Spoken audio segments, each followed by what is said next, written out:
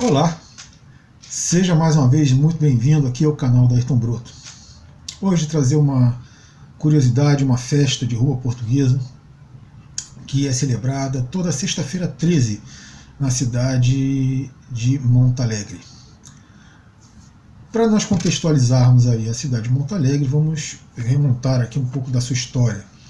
A região ao norte de Portugal, incrustada na Serra de Gerês, que é uma reserva ecológica portuguesa bastante significativa. Ela pega um bom pedaço do território português. Você tem algumas espécies de animais e de plantas bem raras hoje em dia, como o lobo europeu, cervos, você ainda encontra nessa reserva.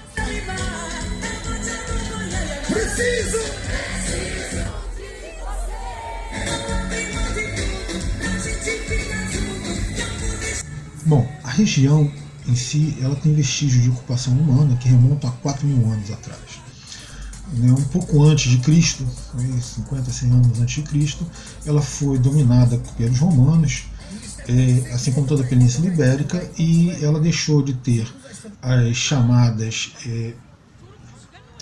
proto-cidades, né, que eram já tinham umas habitações um pouco mais elaboradas e tal, para terem cidades mesmo. Então se começa a ter pontes, umas casas mais elaboradas, uma arquitetura mais com a técnica mais desenvolvida.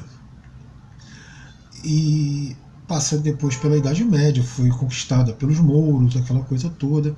E no século XIII, quando você inicia a constituição do Reino Português, do Estado Português, Dom Afonso Henriques, que foi o primeiro rei português, cria ali a região, e você tem o castelo de Montalegre, e em volta dele tem a vila, né? E foi então que se cria a cidade de Montalegre. Montalegre nessa época passa a fazer parte de uma fortificação, uma linha de fortificação, que compõe também com os castelos de Gerês e de Piconha. Essa linha de fortificação foi importantíssima até meados ali do século XVI, XVII, quando você tem a União Ibérica, e aí vira tudo uma coisa só, não existe mais a defesa contra o Reino da Galícia, muito menos contra a Espanha que se constituía, e que por algumas vezes tentou englobar Portugal.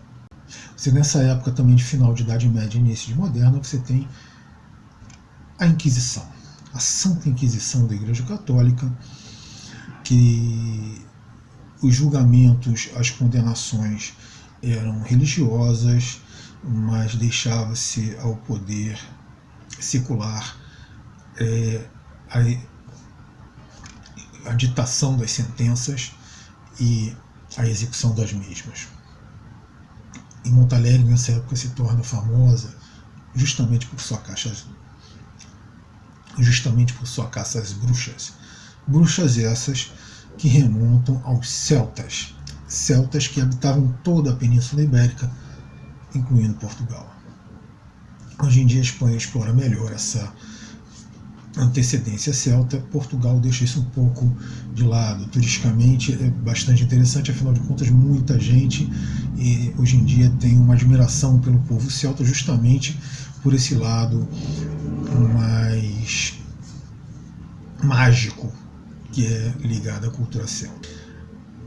Mas voltando aqui à nossa festa, nos anos 90, Padre Fontes, o pároco da cidade lá, uma cidade pequena, de pouco mais de 10.000 pessoas, a cidade cada vez pior em termos econômicos, uma cidade muito pequena e perdia população diariamente para centros maiores como Braga, que é o mais próximo, mas principalmente para Porto e Lisboa.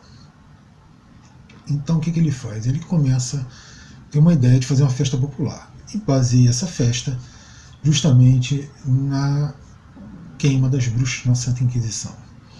Essa festa rapidamente se tornou popular e hoje em dia a cidade recebe alguns milhares de turistas que toda sexta-feira 13 celebram o dia de bruxas, o dia de caça às bruxas lá em Montalegre.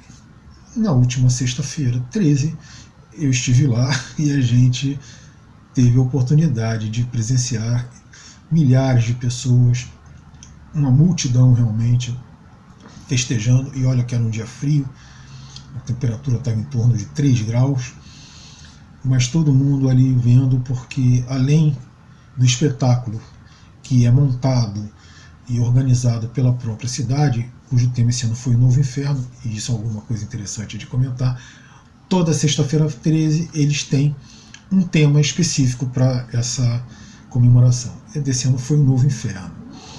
E esse Novo Inferno, esse espetáculo, ele foi elaborado pela própria população da cidade, mas também temos DJs, esse ano tinha pelo menos 3 palcos ali, com DJs, com bandas, com outras atrações, comidas, né, uma festa realmente de rua popular, e dura só a noite. Ela começa às 13h13 da tarde e vai até o outro dia.